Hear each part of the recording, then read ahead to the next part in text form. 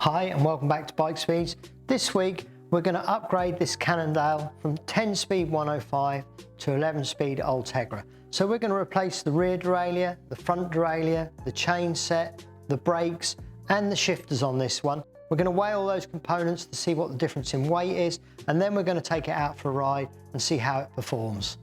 So the first thing for us to do is to remove the chain and gradually get the components off of this bike that we're going to swap over. So off come the chain, out come the wheels, the rear wheel. We need to change the cassette, so out comes the rear wheel, and then we'll take that cassette off. We have already serviced this bike, so nothing is too tight on it, everything's torqued correctly, so that came off without any problems, and you can see how that slid off there. We're not going to reuse the cables, so we can cut those as we take the components off. So first of all, that 105 rear derailleur comes off before we take this 105 front derailleur off. So again, I don't need to worry too much about the cables. These pedals, they are actually Ultegra pedals. We have actually changed those when we first got the bike. It didn't have clip-in pedals. We knew we were going to do this conversion, so we put those brand new pedals on there. Chain set is the primary reason for doing this conversion. These are 170 pedal arms and I ride 165s, so we're actually changing the chain set to a 165 crank length, and then we're also going to get the brakes off. The Ultegra brakes that we're fitting are absolutely at the crest of the hill of design of rim brakes before disc brakes really began to come into fashion, so the brakes we're putting on this bike will be excellent. I'm going to put some cable guides through. This will just help me reroute the new cables as we go, especially around this bottom bracket area. It has its own fit in there. This is a Cannondale with a aluminium bonded in cup for the bottom bracket, so these sit around that, so it's always very fiddly to get a cable around that little lip at the bottom there, so that's why I put the cable guides in. And then we'll feed those cables through the frame, get those back up to the handlebars, because we're also doing a little trick with the handlebars as well. Same with the rear brake. I'm putting a cable guide on before helping that through the frame. That again will enable me to put a new cable in there relatively straightforward and easily. Next up, the bar tape comes off. The bar tape that was on this bike was actually a really nice bar tape, but the new bar tape that we put on was equally as nice, and once that's all complete, we will also have all the fresh cables under that bar tape, and of course the new Ultegra shifters that we're going to be fitting to this bike. So out come all the cables, because I want to weigh these components for a comparison, so we'll take all these out as we're stripping the bike down. So out come the gear cables and the brake cables and all the outers and all the handlebar tape off, so that we can really get an idea of the weights of these components before we put the new ones back on. There was some surprises there really with the weights, which you'll see in a little bit.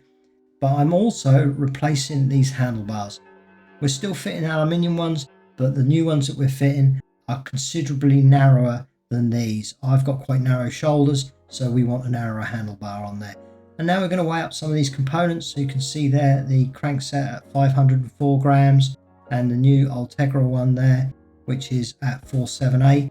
So there's a few little savings to be had along the way with these components. There's quite some differences really, especially in this left hand pedal arm. 261 on the FSA, and the Ultegra one was really quite light in comparison at 195. But we did have some cups that go on this bottom bracket with our conversion. They actually had an added weight, so we'll give you a roundup of everything towards the end of this. And one thing which we never took into account when we actually did this weighing was the left and right shifters actually weigh different amounts, but the savings were pretty much the same on both. So you can see there the front derailleur, we have a 3 gram saving, not an awful lot, but it's still considered. Rear derailleur, given the length of this actual cage between the jockey wheels, was quite surprising really that there was even a weight saving there, because this is a much bulkier item to put on there, but we still had that saving there of 21 grams on that derailleur itself. But the brakes themselves, actually there was no saving. The new brakes were actually 1 gram heavier than the old brakes. But this was one of the big surprises for me, was that the cassette, even though it's got one extra cog and all the metalwork involved with that, was considerably lighter than the original cassette. And the other big surprise, which I didn't really expect, was this chain. You can see this original chain has got cutouts between the links, you would consider to be a lightweight chain. much heavier looking chain on the 11 speed, and yet around 8 grams lighter than the original one. So lots of savings to be had there. The handlebars themselves, there was also a saving of around 100 grams. So there was quite a bit in the handlebars swap over and the weight of those. All in all, we had some good savings on this group set, but it still only worked out to around about 340 grams overall. But that's actually not bad really, when you think that we're actually increasing the gear range and we're putting more modern components. Some of them appear more bulky, and yet we still had these weight savings.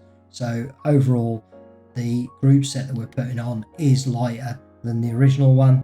And now we're going to put all the components back on. We're going to recable it. Here we are using our super slick cables. We actually sell these on our website. You can buy these from us.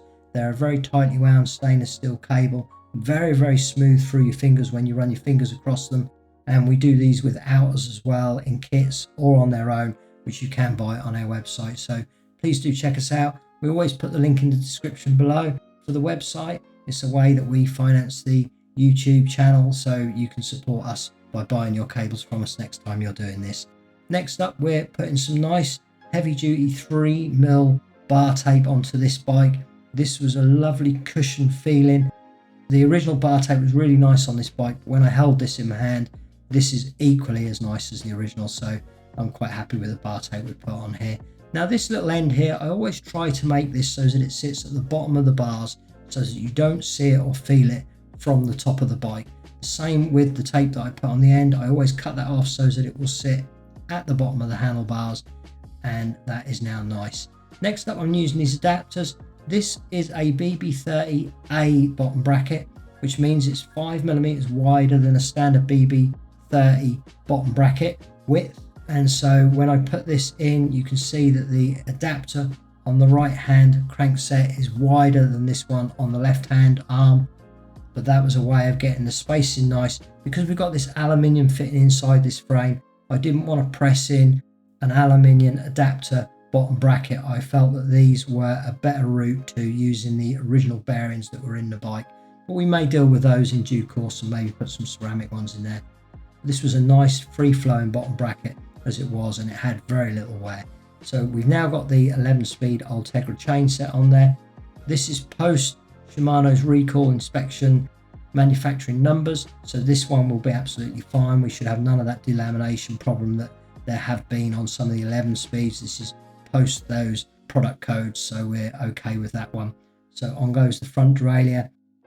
Hooking in that front derailleur cable, this I often see routed incorrectly on new bikes especially, but we'll route that in before putting this top cap on there, and you can see the cable sits underneath that piece of the derailleur so that you can't see it, and then we'll put the cable end on there to hold that into that plastic cap that's on the top there. On goes the rear derailleur. Again, this is a lovely rear derailleur. I always think these work at a far more positive shift than the older generations. So the 105 that we had on there, this will give a much more positive shift for me when I'm riding the bike, and obviously with 11 speeds we'll have a little bit more range of gears as well. So in goes the new cable and on goes the new cable end. Now I'm going to use our copper anti-seize grease on the mount for the brakes.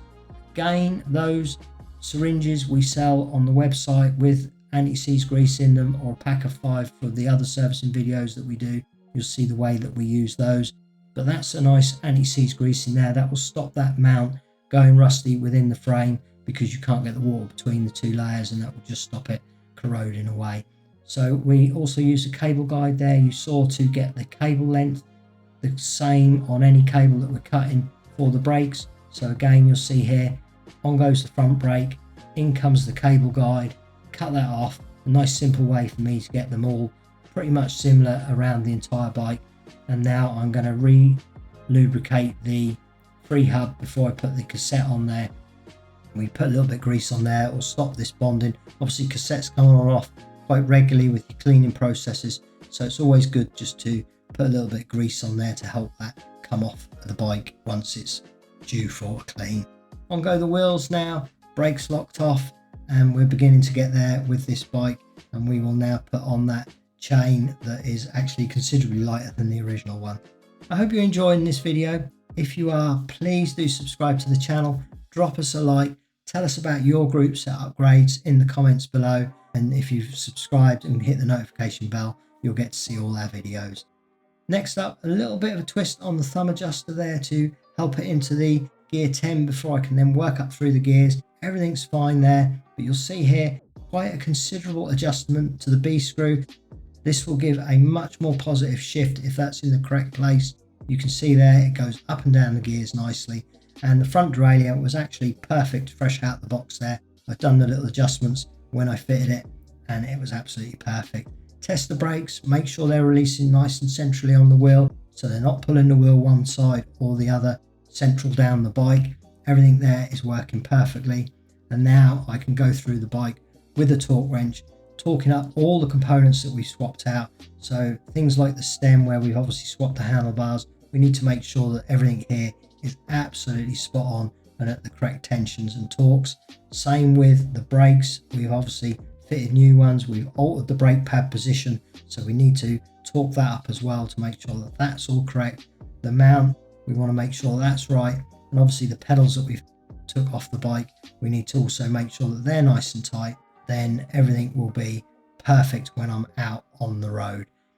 Again, rear brake, torque everything up, make sure everything's right and tight, and the bike is really beginning to come together now. We're now going to take the bike out on the road to give you my first impressions of riding this with the slightly narrower handlebars, the slightly shorter crank arm lengths, and the 11-speed conversion. So to recap so far, we've taken 10-speed 105 group set with an FSA 170mm crank sitting on a BB30A bottom bracket, 420 wide handlebars, and converted that to full Ultegra with a little adapter in the bottom bracket to allow for that. 165 cranks, which is my preferred length, and the 380 wide handlebars. And we're currently 11 miles into our ride this morning, first time on this group set.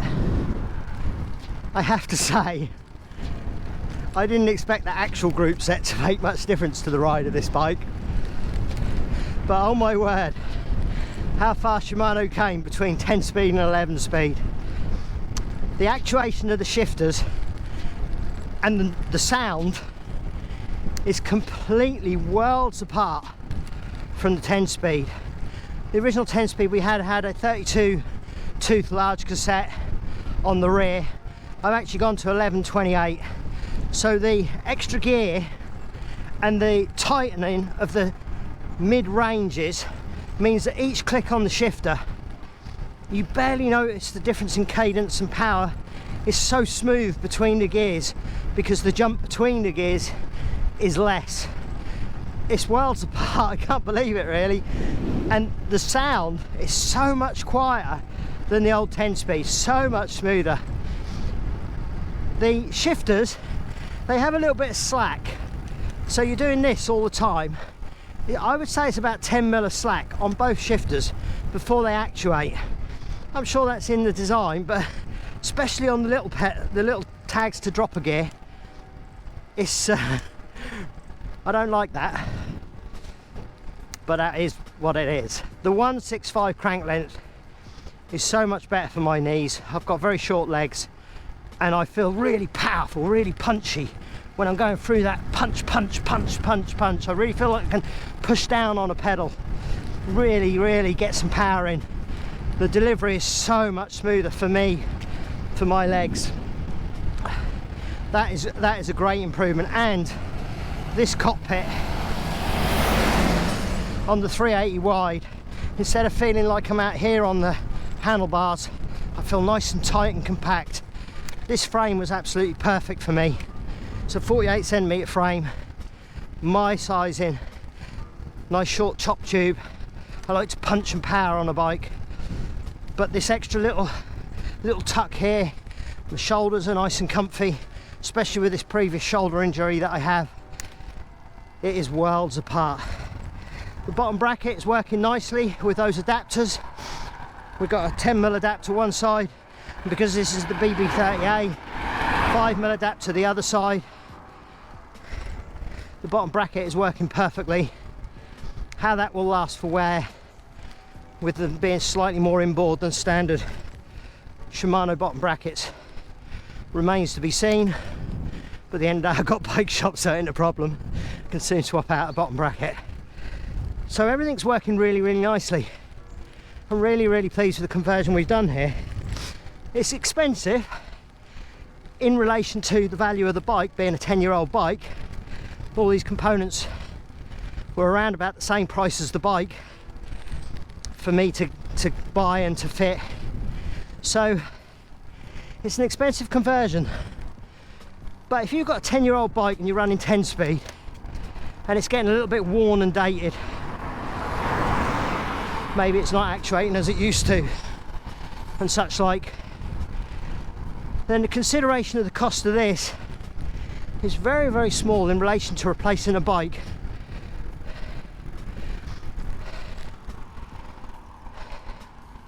So I think it's actually really, really worthwhile doing. This bike is just transformed. It's also good if you've got a older starter bike that you've begun to learn your measurements, your sizing. I know I need this narrow cockpit. I know I need shorter pedal arms. As you're learning those things, you can upgrade to something like this 11 speed and improve your riding at the same time. So I think it's well worth doing. So I'm going to continue my journey now home. We've got beautiful blue skies here, middle of October, so we're well into autumn here in the UK. As I've mentioned before, this is my favourite piece of road to ride. I can see the sea line out there. I can see the sun rising. The sun actually hasn't broken through yet, but we get daylight about 20 minutes before the sun breaks. That's almost up now.